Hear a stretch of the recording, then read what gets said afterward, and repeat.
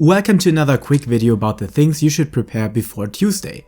Oh yes, this release date came a bit surprising for me, as I was expecting a release on the March 14th. But it seems they have some content packed together already, so let's talk about the most important things to do over the weekend. First and absolutely foremost, the next stage of the relic weapons will be a clear highlight and focus in this patch. So I highly recommend to get to the stages of quests where you have access to the new relics, which means you have to complete the whole Hildibrand questline that even when skipping cutscenes, which I absolutely not recommend, can consume up to more than 3 hours, but that means you should get started now if you never touched it at all.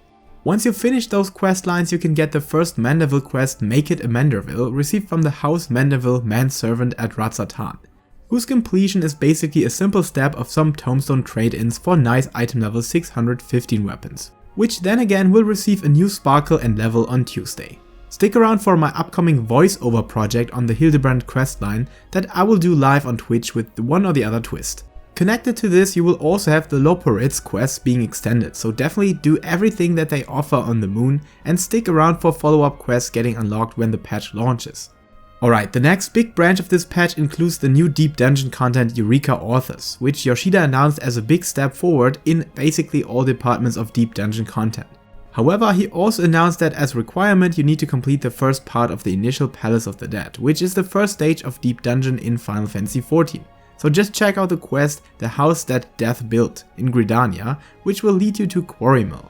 And the best thing here, Palace of the Dead is a wonderful way of leveling old jobs and definitely a totally different way of doing so, compared to the usual dungeon at least. This roguelike setting will introduce a separate leveling system once you're in there, as well as having 2 spaces for save game files, like you would play a game in a game. But the game is still Final Fantasy XIV. So you're leveling much faster and progression is completely different than outside of this content. And you can choose to do that solo or in a party setup. You also have a whole new set of potions or other items that can differ your gameplay experience, even wiping out entire floors for you. So definitely try out this content if you haven't done so already. And when it comes to Gil-making, that is going to be very limited, I guess, and as all the new ways of upgrading equipment are mainly here already, maybe just focus on what always works when a new patch comes in, making stuff for people that get back into the game again. So expect prices for Rinashida gear going up a bit, with a clear focus for armor and accessory parts instead of the weapons, because you will get relic weapons. And naturally, everything glamour related is worth crafting and spending some effort in. On top of that, just get the one or the other materia if you find them on very low prices, as there might be a chance the new relics will offer slots for it, but it's not guaranteed though. And if you want to know more about the Splendiferous tools, make sure to check out Zane Lionheart's video in the description or his channel in general.